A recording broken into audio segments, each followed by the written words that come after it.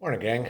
Different backdrop here, obviously, because I'm sitting in a hotel room in South Carolina.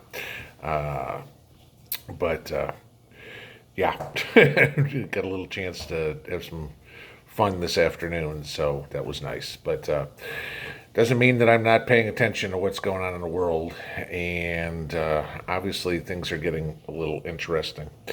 Now, where I want to go with this one today, and we talked about this the other day, was when I mentioned the fact that Tennessee had now joined the crowd to accepting gold and silver, and my speculation is that some of the states see a collapse of the U.S. dollar. Okay, well, this one starts getting interesting because, as I said before, trying to explain how things work, most of the international trade done, like I said the other day, if Australia wants to buy something from Germany or vice versa, most international trade is done in US dollars. Okay. So a lot of companies keep, or a lot of countries keep US dollars on hand because we are the world reserve currency. Now, this is where things get scary. Russia came out yesterday and said they are going to be liquidating their holdings of US dollars. Okay. At least in their what they call their wealth fund. All right. And so, where as of today, Russia currently holds about 35% of its liquid assets in US dollars to the tune of about $41.5 billion. Okay. Same amount in euros, and then the rest is spread around, between yuan, gold, yen, and pounds. Okay. Now you got to remember, Russia has a, as they call it, a friendship alliance with China. All right. Well, Russia is going to reallocate their liquid assets to this: 40% to the euro, 30% to the yuan, 20% to gold, 5% to the yen, and 5% to the pound. So that means Russia is literally cutting off all international trade. That gets scary for a real important reason. Like I said, Russia has a friendship alliance with China. Okay? And I've mentioned this in videos before. Separately, China or Russia could not compete with the United States in any sort of military campaign. All right? Traditional military. All right? I'm not talking about cyber warfare or something, but I'm going to get to that. And simple reason is because China has no way to, I mean, they're literally surrounded, if you will, by quote unquote enemies for the most part. All right, you've got India, you've got South Korea. They're, I won't say enemies, but they're allies of ours. Okay, of the West, NATO allies. And then of course you've got the entire Pacific Ocean, and China just does not have the naval capacity to handle any sort of conflict outside of their general area. All right. Now, manpower, no problem. China's got that in droves.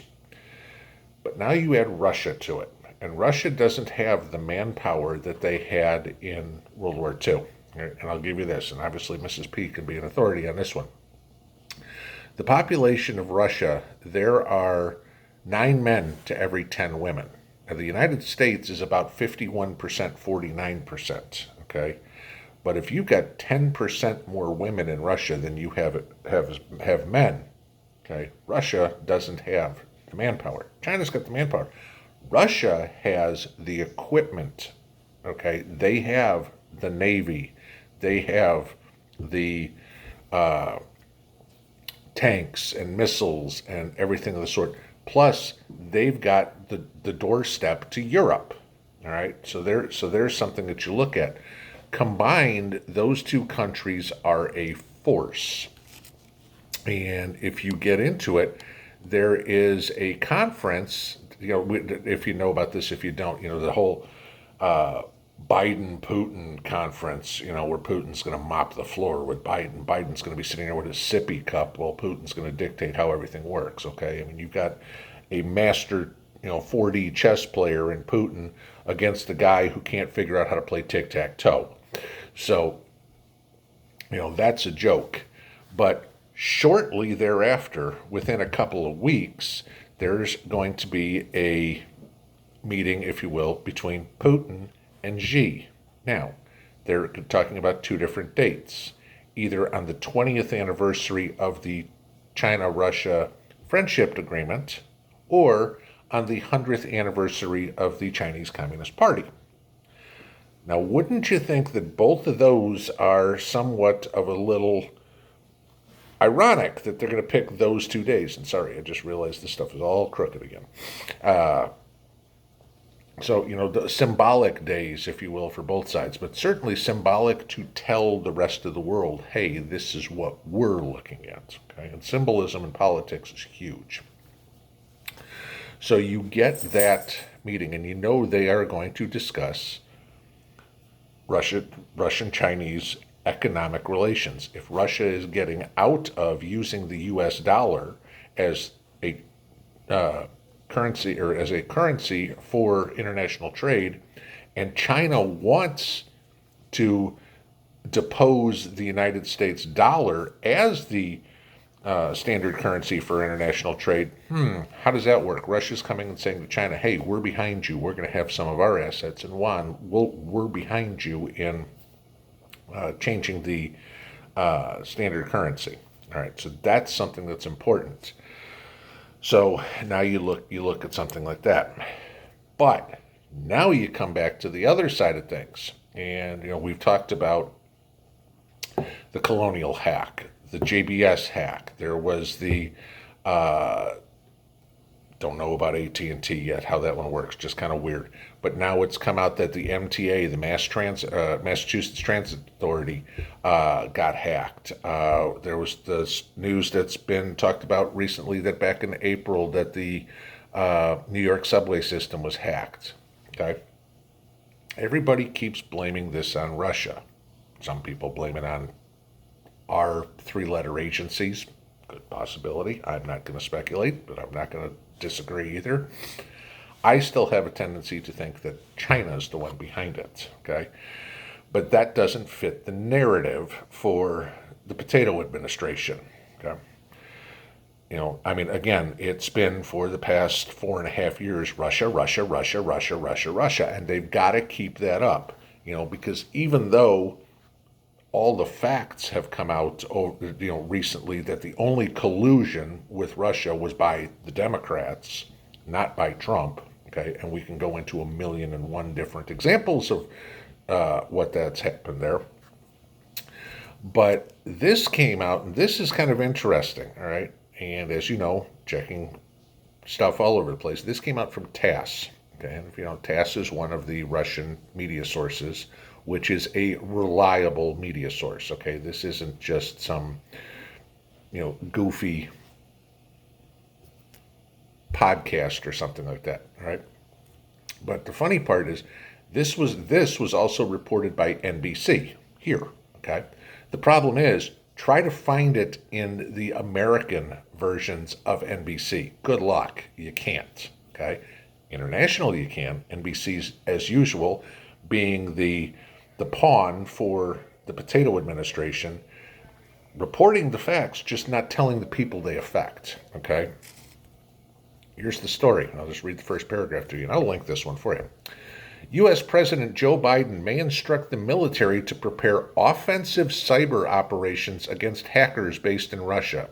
This was reported on Thursday by NBC, citing government sources. Okay, and you can read the whole thing. Now, I'm going to give you this, and this is directly from Mrs. P as well. If any of you guys know anything about the Russian prison system, okay, the American prison system looks like a trip to Disneyland compared to the Russian prison system. Because, go back to what they were talking about with Navalny in prison, a month or so back.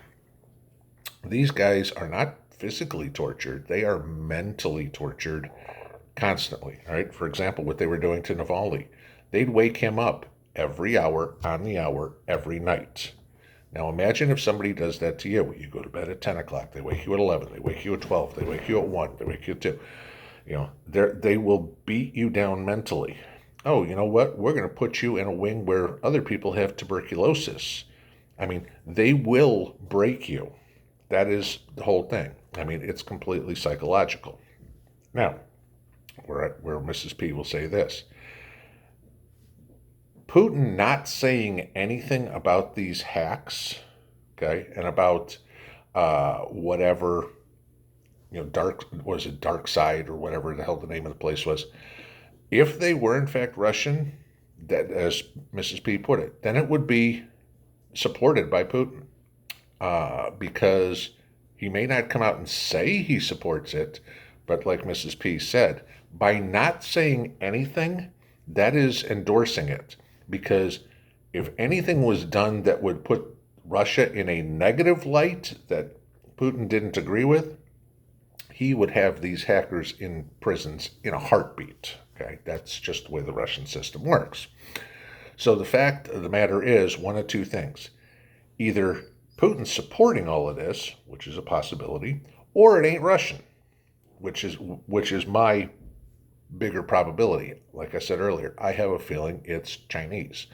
So we will see what happens. But the fact that Biden wants to instruct the military to prepare, again, quote, offensive cyber operations. So he is going to endorse hacking of another nation. Okay, think about that for a second. Our government is now going to endorse and use our military to hack another nation.